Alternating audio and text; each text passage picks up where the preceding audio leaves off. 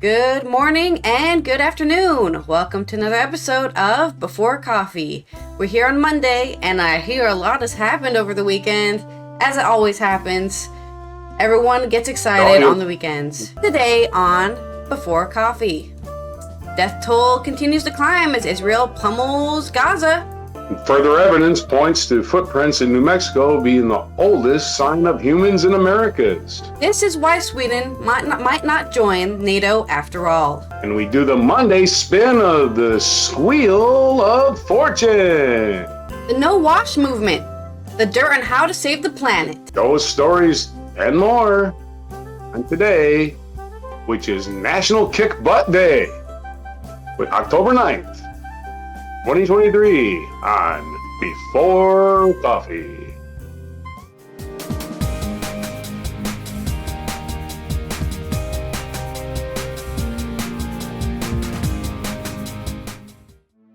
Okay, let's go ahead and start with the big news that everyone wants to hear about, or everyone's already heard about, so maybe you don't even want to hear about it. Israel has declared a state of war following Hamas' surprise attack on Saturday. This entire news thread is by Joshua Askew on Euronews. The summary, which has been posted at 10:57 a.m., reads, Some 1,100 people have been killed in Israel and Gaza following large-scale assault by the militant group Hamas that started earlier Saturday. The death toll is expected to rise, with many people critically wounded. Israeli airstrikes against Gaza have displaced 123,000 Palestinians, says the UN. Hezbollah has struck Israel from southern Lebanon. Fears of a ground invasion on Gaza are growing after Israeli Prime Minister Benjamin Netanyahu threatened to turn the besieged Palestinian enclave into a deserted island. Great threat from a leader of a country. The Israel military says it's gathered 100,000 reserve troops near the border. The violence is the biggest escalation between the two sides of 4 decades, with some analysts claiming Israel was caught off guard. Hamas's operation came after widespread Israeli settler attacks, increased tension at the Al-Aqsa Mosque in occupied East Jerusalem, and a record number of Palestinians were killed. Israel is about to impose a full siege on Gaza.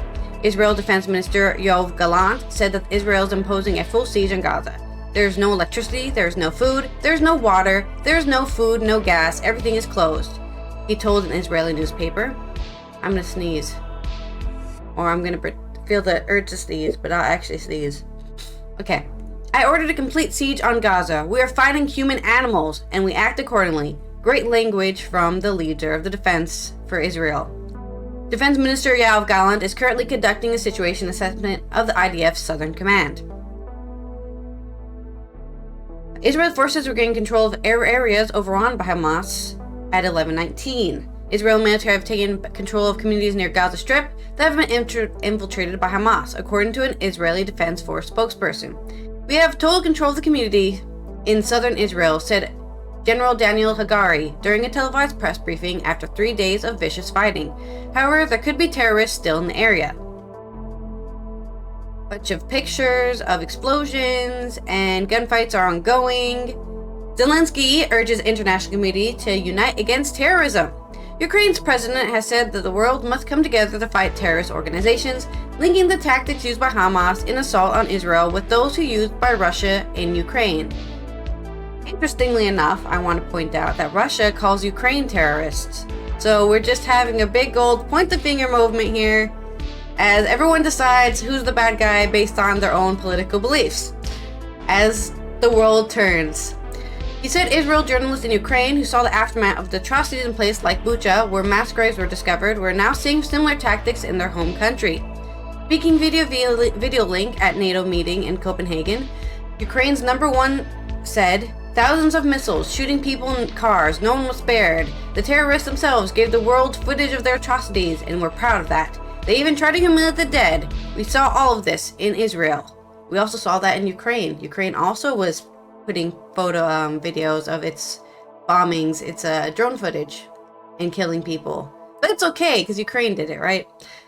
He said the international community could agree on basic rules such as do not rape women, do not kill, do not consider children as trophies, Do not fill villages and towns with blood. Do not shoot civilians in cars.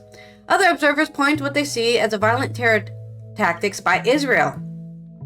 For the past years, the most racist, fundamentalist, far-right government in Israel history has ruthlessly escalated its military occupation over Palestinians in the name of Jewish supremacy, with violent expulsions and home demolitions, mass killings, military raids on refugee camps, unrelenting siege, and daily humiliation, wrote the Jewish Voice for Peace in a statement published on Sunday.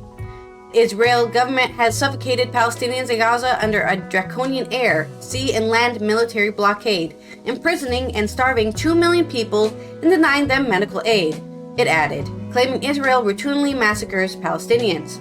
Referring to Tehran's supplies of drones to Russia, Zelensky pointed the finger at Iran, saying the country could not say it had nothing to do with the attack on Israel when its officials supported it. In remarks possibly directed at Republican politicians in Washington, the Ukrainian president said, "This is not the time to withdraw from international arena into internal disputes. This is not the time to stay silent. Yeah, let's just bomb the whole world and America will do it for us. Woohoo!" Anyways, that's all I want to cover for now. I'm sure there'll be more news. And let's stop doom scrolling and go on to our next news story from Rog. All right. Well, in non-war news, this is from Associated Press. Christina Larson, I'm blocking it.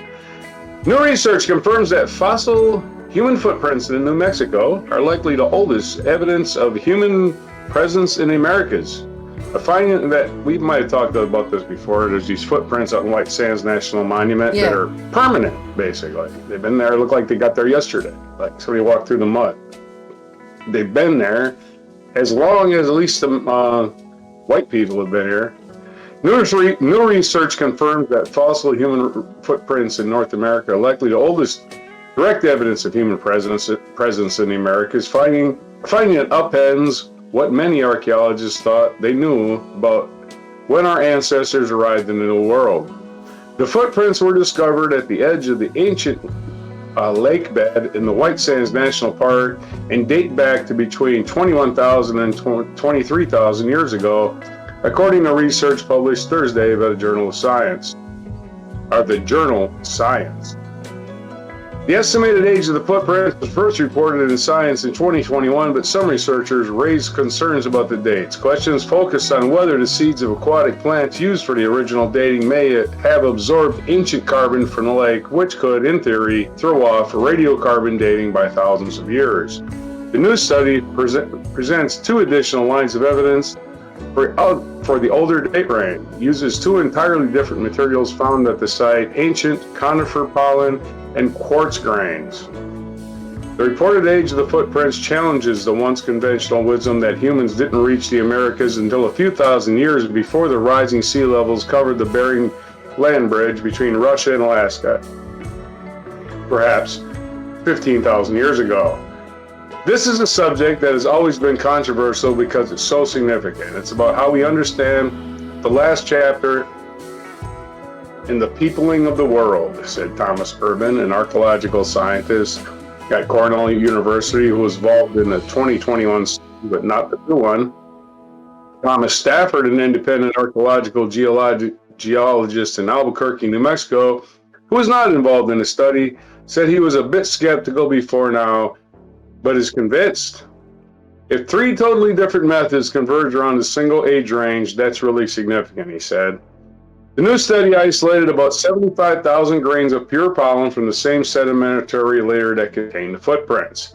Dating pollen is arduous and nail-biting. Don't bite your nails while you're dating pollen. That probably will ruin the sample. Just gonna say.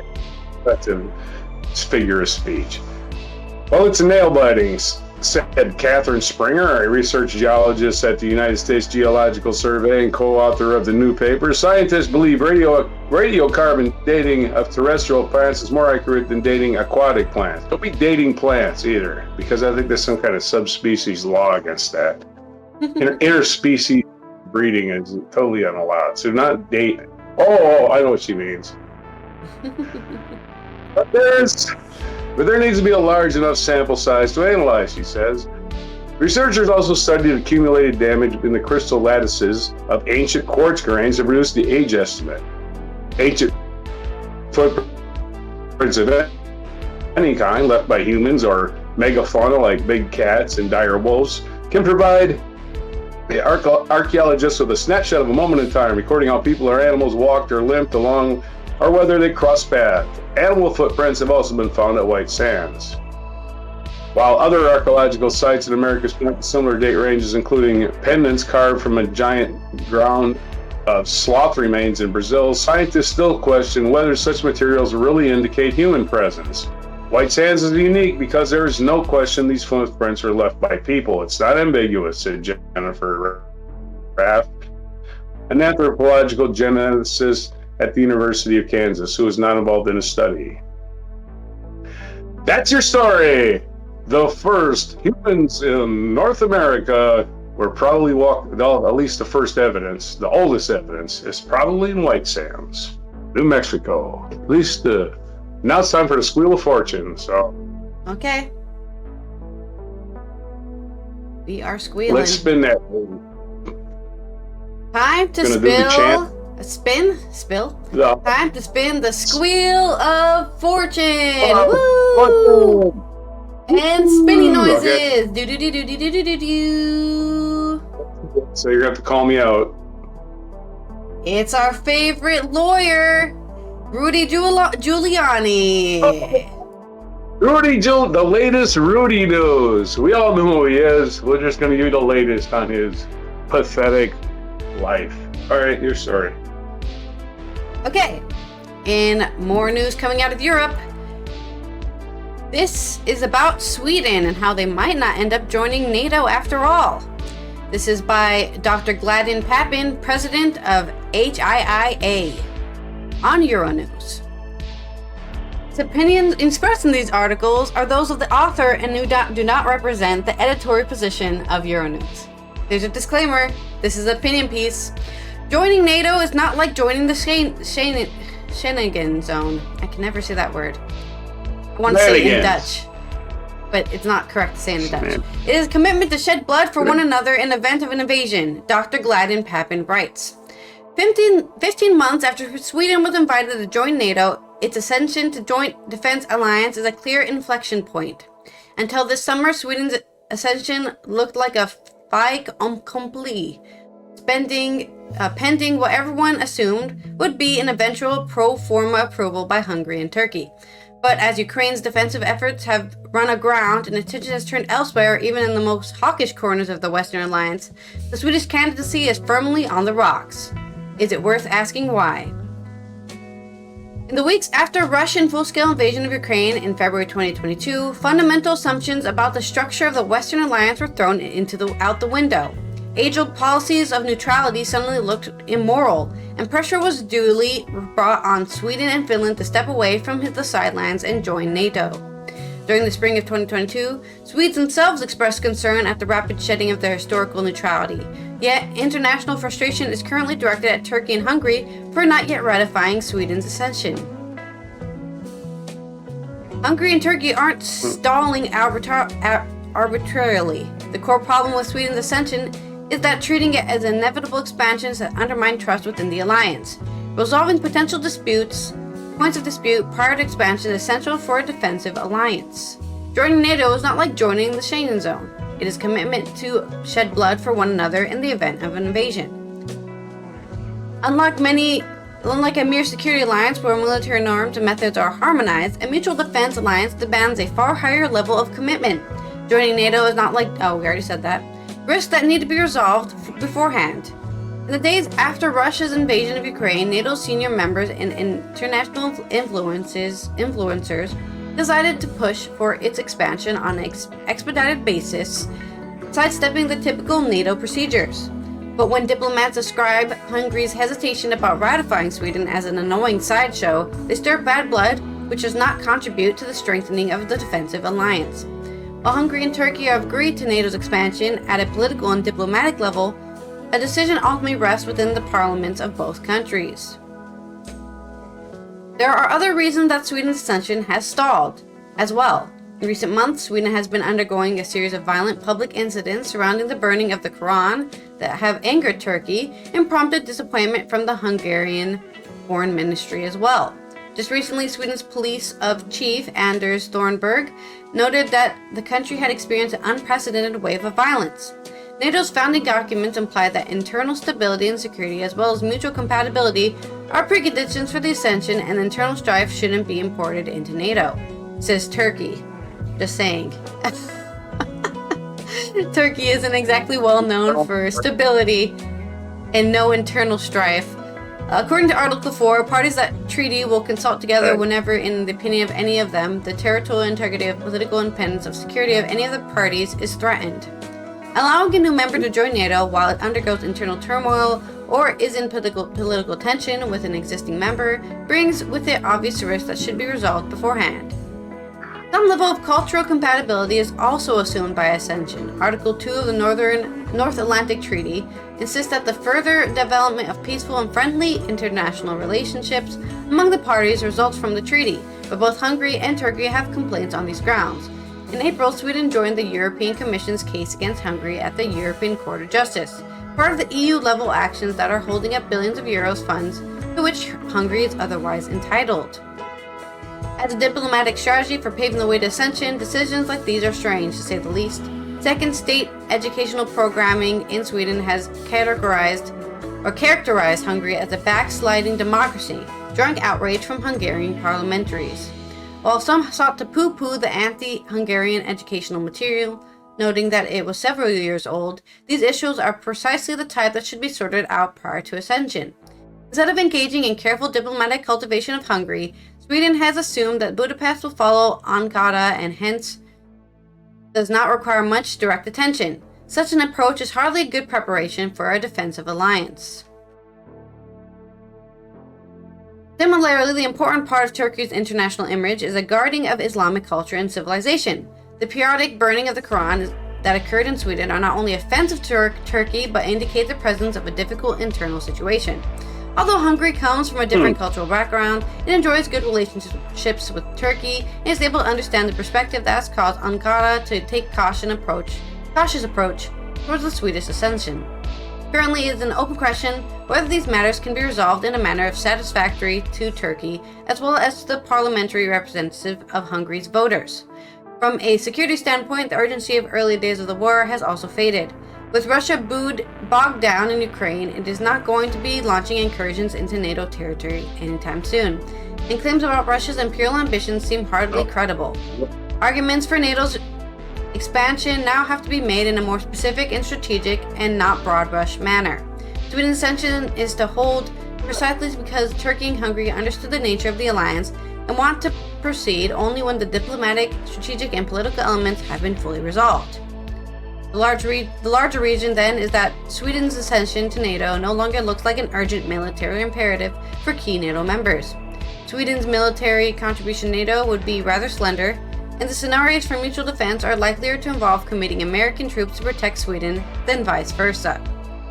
Given the cultural difference among NATO members and within countries have already been increasing, it's important to ask whether each expansion strengthens overall defensive resilience, or stretches mutual goodwill beyond the breaking point by creating mutual obligations that eventually generate animosity. In recent days, Polish Prime Minister Mateusz Morawiecki has explained that Poland will not be transferring new armed acquisitions to Ukraine. Good old Anne. Ultimately, it is crucial to understand that the commitment to NATO membership means both for incoming members and for existing members of NATO. Decisions about expanding collective defense obligations can only be made clearly when that is evaluated frankly and democratically by existing members.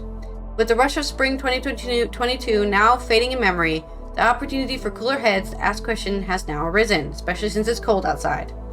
Sweden may yet join NATO, or the difficulties that have arisen may block its path for the foreseeable future. Either way, the overall interest of the alliance and others served only when each member, including the new one, is fully prepared for the mutual obligations such a step entails.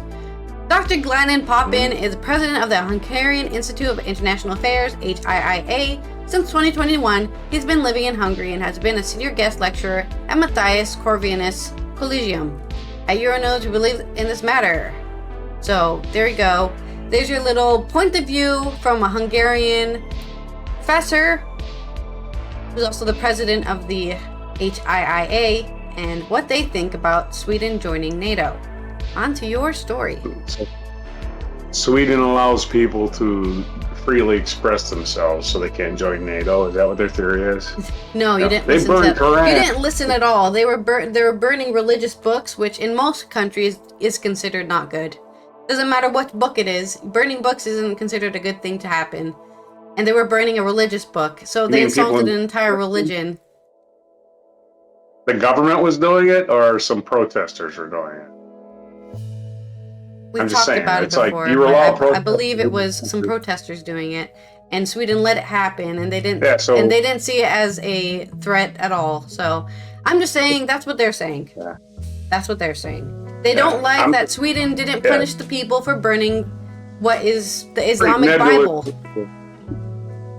Yeah, you have people protesting in our country. Oh no! Wow, about that. Like every other country. Like I said, Turkey's one to talk. Turkey has its own not internal problems. So. Hey, they tried to assassinate somebody in the United States a few years ago. Paul Manafort was trying to help them. So, a Turkish expatriate. So that's Erdogan for you. Well, in Rudy Giuliani news, maybe we should have a wheel of Giuliani and shit that he's done wrong. That might be better to do, because between, trying to have sex with every woman he meets, drinking all the time, lying about people, just totally slandering people on election workers on national television. Rudy Giuliani is one of the worst human beings on planet Earth. And here's another thing. He doesn't pay his taxes. Here's a news story from New York Times from just a couple of days ago. IRS puts lien on Giuliani's Palm Beach condo for $550,000 tax debt. Oh, and he's not going to be able to be a lawyer anymore. It's not ending well for Rudy. The IRS, this is from Chris Cameron of the New York Times, the IRS has placed a lien on Florida property owned by Rudolph W. Giuliani, the former New York City mayor and lawyer for defendant J. Trump, because he owes roughly $550,000 in income taxes, according to court filing. The property, a lakeside condominium in Palm Beach, sits less than 3 miles from Mar-a-Lardo, Trump's private club and residence where he keeps secure documents. Giuliani and his ex-wife had tried to sell it for $3.3 million in 2019, but never found a buyer, according to the Palm Beach Daily News. The existence of the court filing in Palm Beach County was first reported by the Daily Mail. Ted Goodman, an advisor for Mr. Giuliani, said on Friday that Mr. Giuliani has a formal agreement with the IRS to pay his tax debt. The action by federal officials over Mr. Giuliani's 2021 income taxes is the latest sign of his growing financial troubles.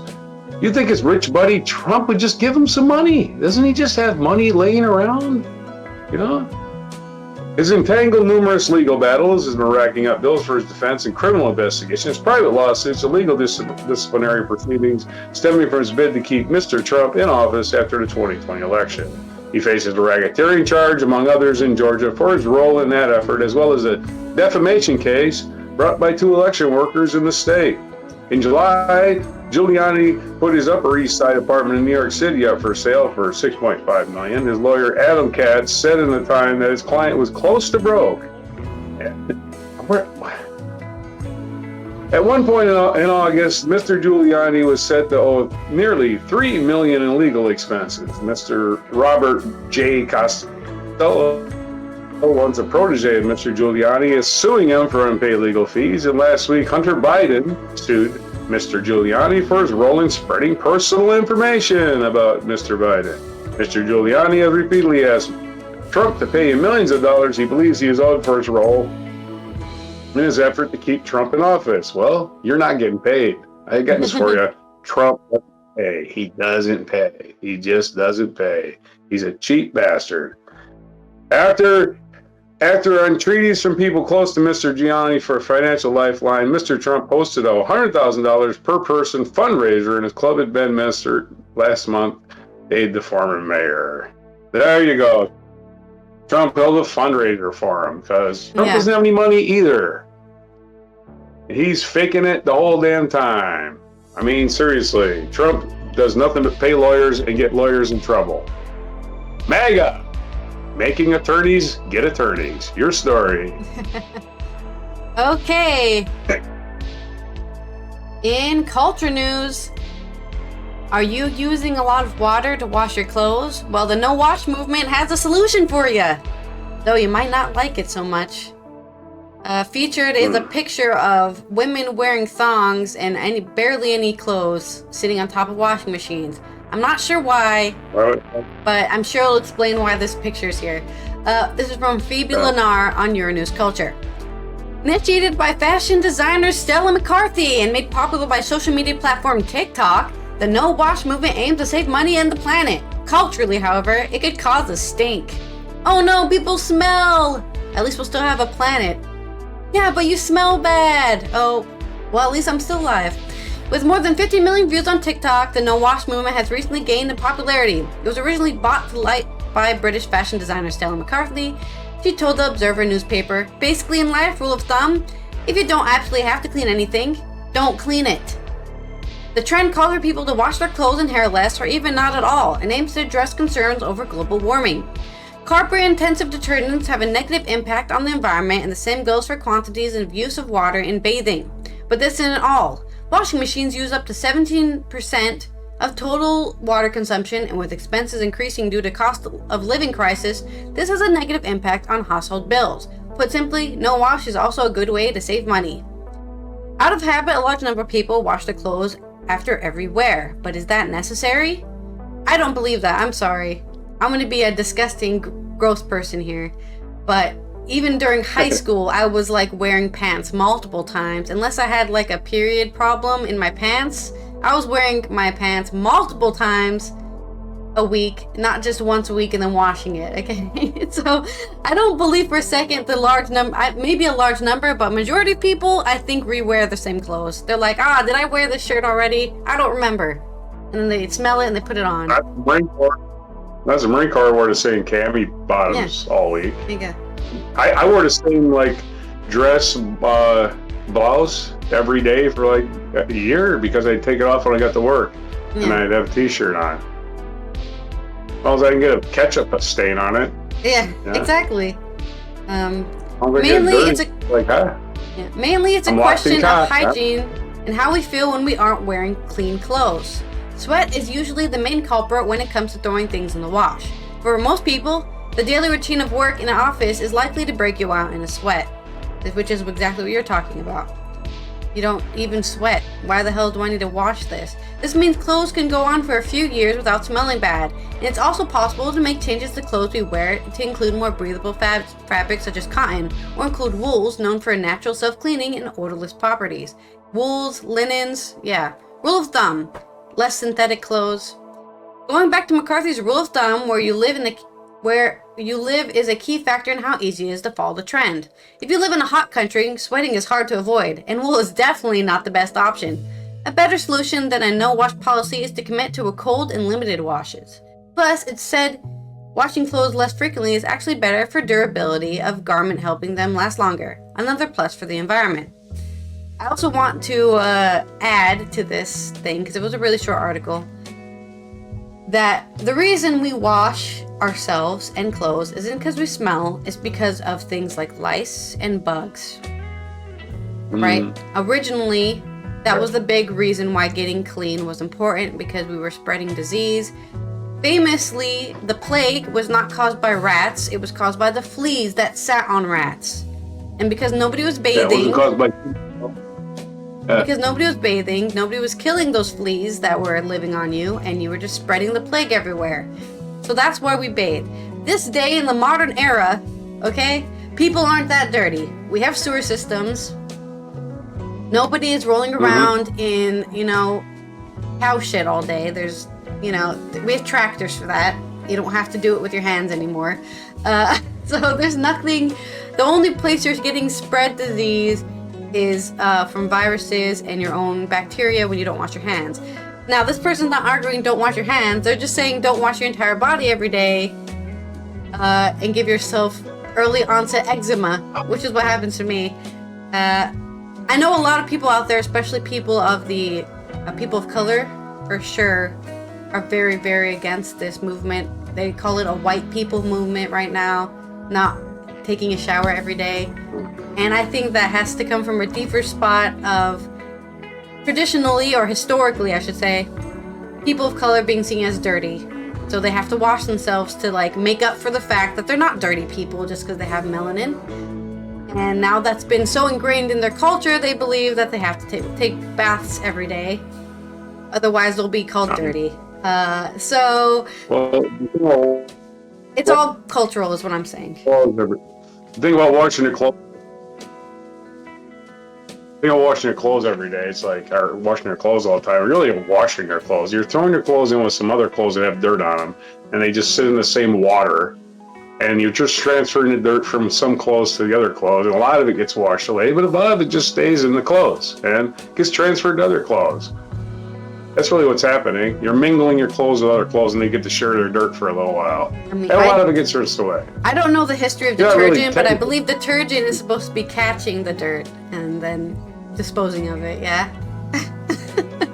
It's not like you're not washing clothes just in water. There's soap in there. You're just recirculating carbon, and some of it gets washed away with the water.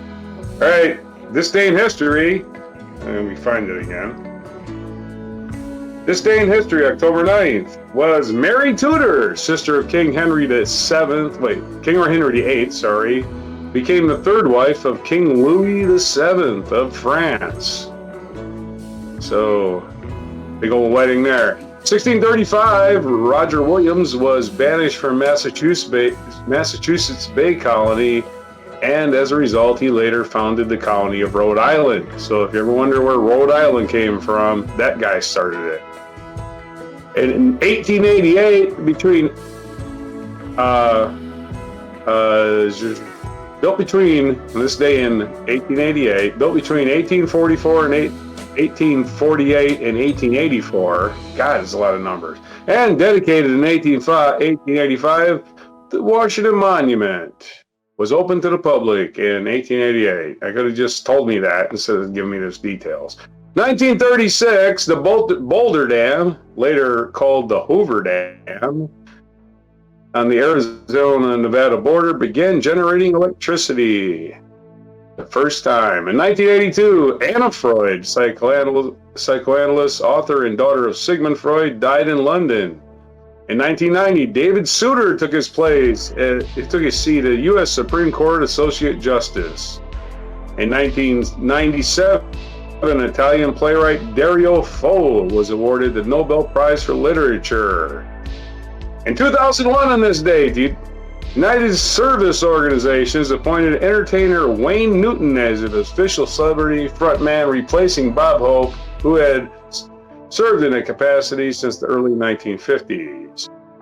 And in 2012, a Taliban gunman shot 15-year-old Pakistani activist Malala Yousafzai,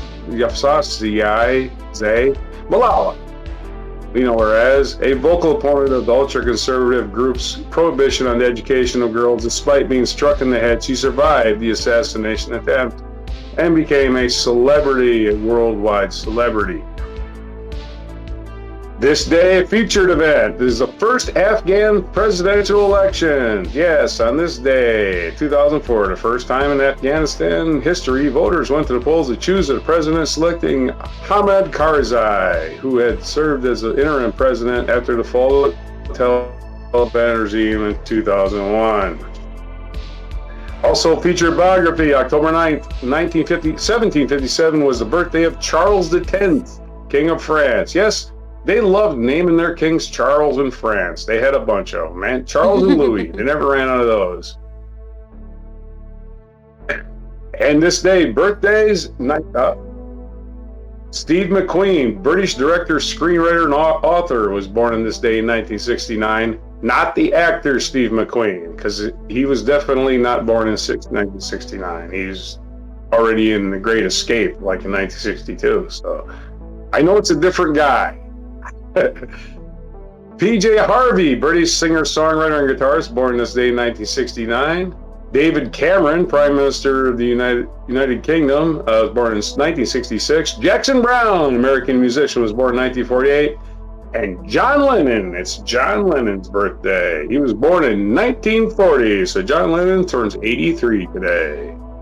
And what day is it? Because a happy birthday to the Walrus. And it is Pans and Pandas Awareness Day. I thought this was about a panda. Pandas, it's not about the animals. Children with pediatric onset neuropsychiatric syndromes and pediatric autoimmune neuropsychiatric. The same thing, but with a different acronym. Can't say these words, but it's awareness for that today. Also aware of, it's Columbus Day. So I guess it's celebrated. People get that day off. I might even have that day off. I gotta check. National, I'll take any day off I don't care if it's chocolate fudge day. I'll take that day off. Native American Day, which is coinciding with Columbus Day. A lot of states have decided to call this Indigenous Peoples Day, so that's what it is. It's National Kick Butt Day. Seems to me like that's kind of a euphemism or a metaphor. Don't actually literally kick anybody's butt. Yeah. Don't do that. It's a metaphor for get out there and do the best you can. You know, it's like a football rallying cry. Let's go kick the butt. You don't just actually go out in the field and kick people in the butt. They would call a penalty on you. It's National Online Bank Day, which I think everybody does. We need a day for that. I don't know why. It's National Moldy Cheese Day. National Moldy Cheese Day. And it's National Leif Erikson Day. You know, the guy who 400 years before Columbus was in the New World. Yeah, that guy, Leif Erikson. So we're dissing Columbus all over the place today. Yeah, your story. He deserves it because he caused the entire eradication of the original inhabitants of the Caribbean islands. So he can get spent. Well, he's already spent. He wasn't all, and he deserves to be dead because he's a bastard. Anyways. This has been Allison here from the Netherlands, who's hoping that no more people will decide that everyone else is a terrorist and bomb the entire country and turn it to glass or a parking lot, whatever the fuck they're saying on social media. I'm pissed off. I hate war. Who likes war? People who make money off of it. We'll see you tomorrow on Tuesday for some good news Tuesday and not some bad news. Have a good one. Never forget, one man's terrorist is another man's freedom fighter. So, yeah, it's all whoever, what size you're on. Like you said, war sucks. And for the millionth day in a row, war sucks. This is Roger saying goodbye to you for another day and hope you all make it through the week. And don't forget to like and subscribe because we're trying to buy some reporters because our current reporters are lazy and shiftless. It's all we can afford. So for October 9th, 2023 edition of Before Coffee.